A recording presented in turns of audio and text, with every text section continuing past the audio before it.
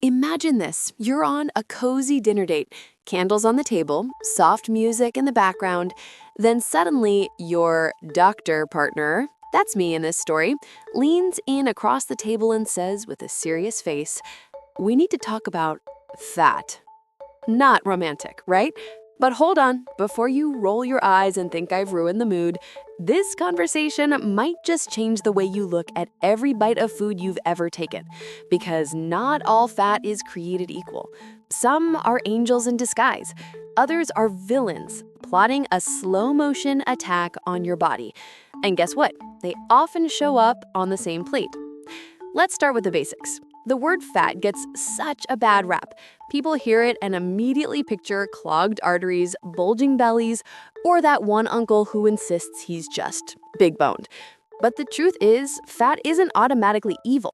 In fact, your body literally cannot survive without it. Fat gives you energy, helps your body absorb vitamins, builds cell membranes, and even cushions your organs. Without fat, you'd basically be a deflated balloon trying to function. So if anyone ever told you all fat is bad, that's about as accurate as saying all dogs are dangerous. Sure, some might bite, but most just want belly rubs. Now, let's meet the two main characters of tonight's show, good fat and bad fat. Picture them like rival characters in a cheesy drama series. Good fat walks in wearing a white lab coat, clipboard in hand, helping keep your heart ticking, your brain sharp, and your mood stable.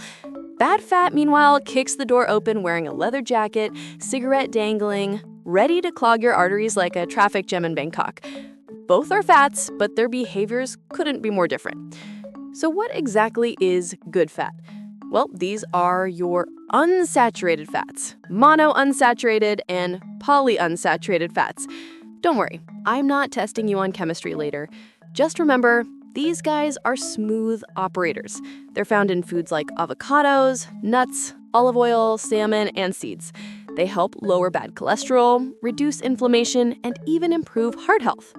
They're the friends who pick you up when you're down and tell you to drink more water after a night out. Bad fat, on the other hand, comes in two notorious forms: saturated fat and trans fat. Saturated fat is like that friend who's fun at parties but causes chaos afterward. It's found in fatty cuts of meat, butter, cheese, and full-fat dairy. In moderation, it won't kill you, but too much and your cholesterol levels start looking like a horror movie. Trans fat, though, that's the true villain. Trans fat is like this scammer sliding into your DMs. Artificially created through hydrogenation, it lurks in fried foods, margarine, baked goods, and processed snacks. And the kicker? Even small amounts increase your risk of heart disease.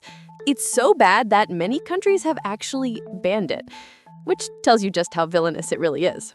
But here's where it gets tricky. Most foods don't come labeled with flashing lights saying, "This fat is good," or "This fat will clog your arteries." Instead, they hide in delicious packages. That crispy fried chicken, bad fat heaven. That handful of almonds, good fat galore. But what about pizza? Pizza is the ultimate toxic relationship. It brings both good and bad fats to the party, and you're left confused, happy, guilty, and full all at once. Let's pause for a second and talk about how fat actually affects your body. When you eat good fats, they help increase HDL, the good cholesterol that sweeps away gunk from your arteries. Think of HDL as the janitor cleaning up after your wild weekend. Meanwhile, bad fats increase LDL, the bad cholesterol that dumps garbage into your arteries until blood flow is like rush hour traffic. The more LDL, the higher your risk of heart attacks and strokes. It's basically the difference between a clean, smooth highway and a road filled with potholes, traffic cones, and that one guy driving the wrong way. Now, here's a funny twist. Fat also tucks to your brain. Yes, really. Good fats, especially omega-3 fatty acids found in fish, help with brain function and mood regulation. Ever wonder why people say eating salmon makes you smarter? It's not magic, it's omega-3s keeping your neurons happy. Bad fats, on the other hand, can literally mess with your mood.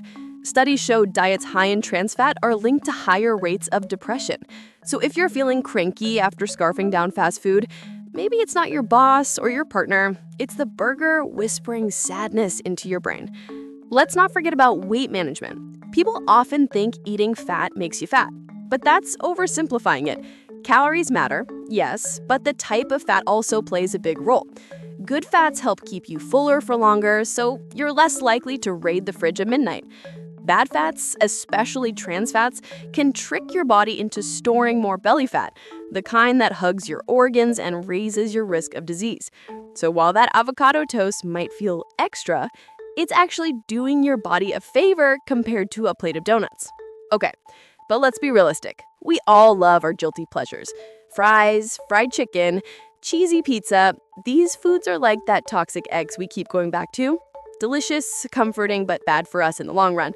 The trick isn't to cut all bad fats forever. That's like saying you'll never watch Netflix again. It's about balance. Enjoy them once in a while, but let good fats be your main companions. Think of it like choosing friends.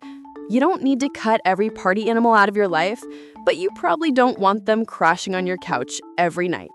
So, what can you actually do to manage fat intake? Here's the doctor, but still your funny partner advice. Swap butter for olive oil when you can. Olive oil is basically butter's healthier Mediterranean cousin. Snack on nuts instead of chips. Your heart will thank you, and your teeth get a workout too. Eat fish a couple of times a week. Think of it as brain food with a side of "I am classy now." Read food labels. If you see partially hydrogenated oil, run. That's trans fat in disguise.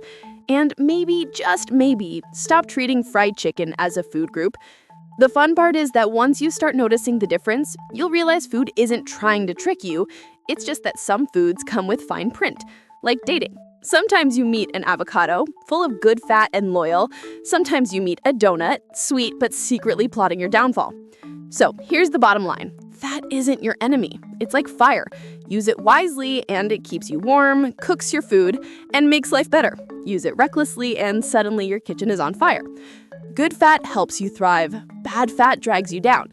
The choice isn't about avoiding fat altogether. It's about knowing which ones to welcome onto your plate and which ones to treat like that friend who never pays you back. And now let me throw the question back at you. Are you going to let bad fat keep crashing your party, or are you ready to invite the good fats that actually care about your health? Don't forget to like, share, and subscribe to Wiseuse, because your body deserves the truth served with a side of humor.